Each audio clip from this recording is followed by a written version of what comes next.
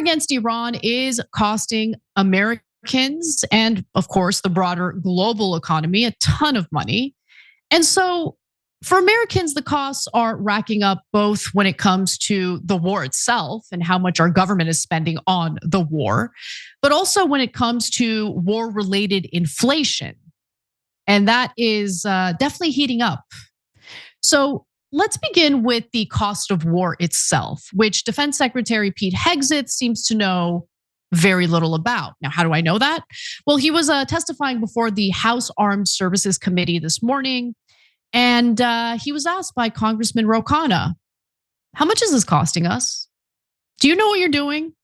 And you're gonna get a little taste of how little he actually knows. You've testified that it was $25 billion in cost in terms of the munitions we used and what we paid for it. But when you add to that the damage that was done to our bases and today's dollars for buying replacement munitions and replacement aircrafts, what has the total cost been over the last 60 days? That number right now reflects the total cost that we're seeing. Including buying in today's dollars the new weapons and replacements, and including the damage there. That's your testimony. If there's adjustments to that, I would defer to the comptroller on that. And how much are you seeing in terms of? Are you asking in terms of supplemental funding just for the Iran mission from this committee? If and when a supplemental is submitted, the majority of it would not be for what would be the ballpark for Iran? Munitions related to the entirety of what we want to get done. A number, what would you submit? It would be on Iran, it would be less than 25 billion, but there's a lot more we would ask for beyond just Iran. You're saying it's 25 billion. Okay, I would just, if you come back, you want to revise those numbers because all the experts are disagreeing with you when it comes to today's dollars and damage. Ro Khanna is right about that. Now, the $25 billion figure is bad enough, but that was the figure that was cited prior to learning through NBC's latest reporting that the damage done to American bases in Gulf countries is estimated at about $5 billion, which I think is a devastatingly low underestimate. Like, I think it's gonna cost a lot more if we choose to rebuild those bases / are allowed to rebuild those bases, because at this point, hosting an American military base in your country makes you a target. It doesn't make you safer.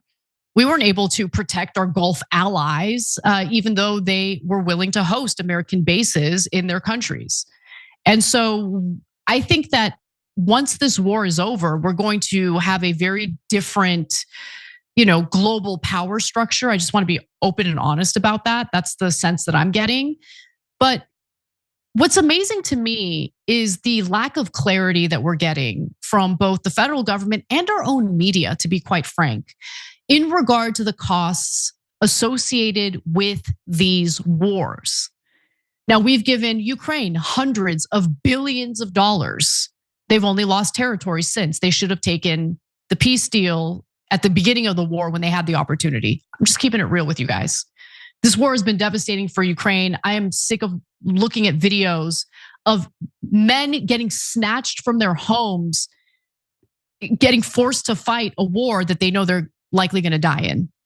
They have lost so many people, but that's Ukraine. Okay, there's that.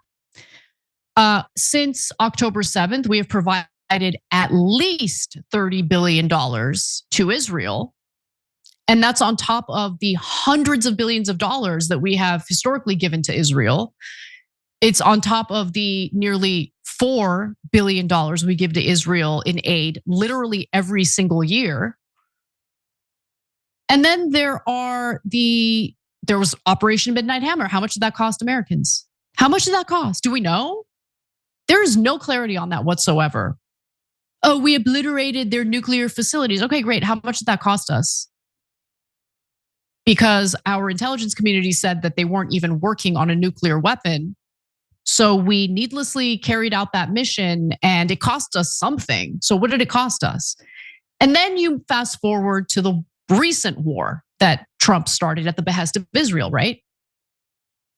That was reportedly costing us $1 to $2 billion a day. The fact that Pete Hegseth can't be bothered to give us concrete figures in regard to the cost of this war, the fact that he didn't even think about looking into it to get us concrete figures before he walked into that House Armed Services Committee hearing tells you everything you need to know about our federal government. They don't care about this country or our future. Because the idea that we can just keep spending, and when we keep spending, we're just going deeper and deeper and deeper and deeper into federal debt. For what? Are we getting anything out of this? What are we getting out of this? Okay, so lack of clarity when it comes to the actual costs associated with this war on our federal government, which of course has an impact on every single one of us in the United States. Okay, fine. But let's get a little more personal. How much is this costing American households specifically? Let's watch. Do you know how much it will cost Americans in terms of their increased cost in gas and food over the next year because of the Iran war? I would simply ask you what the cost is of an Iranian nuclear bomb. I'm going to give you that opportunity. I would simply ask you what you're playing gotcha questions about domestic things. I'm not. You're saying it's a gotcha question to ask what it's going to be in terms of the increased cost. Why won't you answer what it costs to prevent Iran from getting a nuclear bomb? I give you that, sir. But let me. What would it cost? What would you pay to ensure Iran doesn't get a nuclear bomb? What would you pay? I reclaim my time. Do you not know? You had no one do the analysis of what the increased cost of gas and food on the American people are going to be? What is the cost of Iran holding that straight at issue with nuclear weapons? It's $631 billion, which means it's an increase of $5,000 a year for American households. Thank you to Congressman Ro Khanna for actually giving a damn about what that cost is to each American household. Thank you. Thank you for looking into that and actually giving a damn about it. But unsurprising that Pete Hegseth doesn't care about it. But I'd love to answer Pete Hegseth's question. It's not like the American people were ever asked. In fact, the vast majority of Americans did not want to go to war with Iran to begin with. This was the first war in American history that was unpopular from the very beginning. So they never gave a damn about what we thought or think. But if I had the opportunity to answer that question for Secretary Hegseth, how much would you be willing to spend to prevent Iran from getting a nuclear weapon? My answer would be $0. Don't forget, Noble Mobile is saving you a ton of money. So a lot of people are signing up now and beginning to realize, what the hell, why am I paying so much to Verizon and AT&T?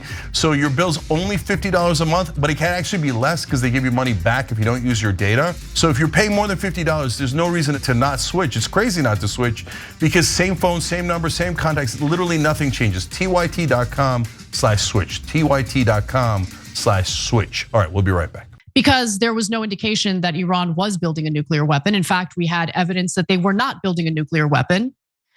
And to be honest with you guys, at this point, just to get Israel off our back on this issue, I would prefer Iran to have some sort of deterrent to prevent us from ever engaging in this ridiculous war to begin with. That's what I would have preferred. Was I ever, can I ask you, like, how many countries has Iran invaded? Seriously. Now ask yourselves, how many countries has Israel and nuclear power invaded just over the last 2 years? So the answer is $0. That's how much I would be willing to contribute to this effort to prevent Iran from obtaining a nuclear weapon that they weren't even pursuing in the freaking first place. That's my answer. Now, Hegseth even got called out throughout the hearing over the fact that Trump on multiple occasions said that we obliterated Iran's nuclear facilities, that we've just caused so much damage and weakened them so much. And it's like, okay, well, how do you square that circle? Because you're contradicting yourself. On one hand, you're fear-mongering about nuclear weapons. On the other hand, you're boastful about how you destroyed Iran's nuclear facility. So which one is it? And Hegseth tried to weasel out of, that difficult line of questioning by arguing that, like, oh, but they were motivated and quickly pursuing a nuclear weapon. No, they weren't. You gotta provide some evidence because they weren't, according to American intelligence agencies, including the director of national intelligence. So the lies aren't gonna fly. Americans have been lied into war far too often for them to be dense enough to just buy the fear mongering from members of the Trump administration, including a freaking alcoholic weekend Fox anchor, Pete Hegseth. Anyway, globally, we're making a ton of our allies absolutely furious. In fact, CNBC reported this morning that Brent oil tops $118 after Trump says he will blockade Iran until it agrees to a nuclear deal. Now, remember, Israel never even cared about Iran's nuclear program. That was just the cover story because they wanted us to attack Iran and spur regime change. That's what they want. They've always wanted regime change. Their weapons were always the cover story. By the way, notice that Trump isn't even mentioning Iran's ballistic missiles anymore. And that's because no one cared about the ballistic missiles. No one actually thought Iran was building a nuclear weapon. Again, that was the cover story to drag the United States into a moronic war in an effort to change the regime or lead Iran into a failed state that can be balkanized, similar to how Syria ended up. So we're having a fake debate. We're having a fake conversation right now. And that's what's so infuriating about this. Now, oil prices jumped 6% after Trump announced that he will be, extending this blockade on Iranian vessels indefinitely, which means Iran is going to keep the Strait of Hormuz closed indefinitely. Energy market participants were also digesting the ramifications of the UAE's abrupt decision to quit the OPEC plus cartel. So that means limited oil on the global market for the foreseeable future. And according to Politico, the German Chancellor Friedrich Merz was speaking at a high school. He probably thought, I'm speaking at a high school in rural West Germany. No one's going to pay attention to anything I have to say. People were paying attention, and homeboy is angry. Okay, so apparently he told students that the US had been humiliated by Iran's regime, lacks a strategy for ending the war, and has left peace talks empty-handed, causing significant economic damage to Germany, given the resulting surge in energy prices. You guys really should not have decommissioned your nuclear power plants. That was a bad idea. I know a bunch of people are gonna get mad at me at that, but we need nuclear power. We just do. And it would have been far better if Germany had access to nuclear power right now, but they don't. And the people of Germany are suffering as a result of what the US has engaged in against Iran at the behest of Israel. I wish Merz was a little clearer about that because yes, he's right about the US being humiliated right now. I, as an American, feel very embarrassed and ashamed of what we have engaged in. There's no question. But connect the dots and finish the sentence, if you know what I mean. He also said that the war is costing us a lot of money, meaning Germany, a lot of taxpayer money, and it's costing us a lot of economic strength. This war against Iran has a direct impact on our economic performance. And for that reason, it must be brought to an end as soon as possible. Now, you might be saying, who cares? It's just one country, not a big deal. It's just Germany. But the point that I'm trying to make here is that we are doing nothing other than making enemies globally. We are turning allies into enemies. We are alienating ourselves from the global community. And the only ally we're gonna have left is just gonna be Israel, which doesn't care about our country, only uses and abuses us for their wars and their expansionist policies. And so, I mean, what's the reason why you have alliances is because it's a give and take. You get something out of those alliances, whether it's a, defense pact, whether it's some sort of treaty, economic agreements. Now we're in a situation where longtime allies of ours are absolutely furious and think that we are a joke. Now, Trump responded to Friedrich Merz by going on Truth Social, of course. That's his favorite method of diplomacy, policy making. I don't know. And he basically just said that, Germany wants Iran to have a nuclear weapon. He never said that, of course. But he did accurately call out the fact that the Trump administration has no real plan here.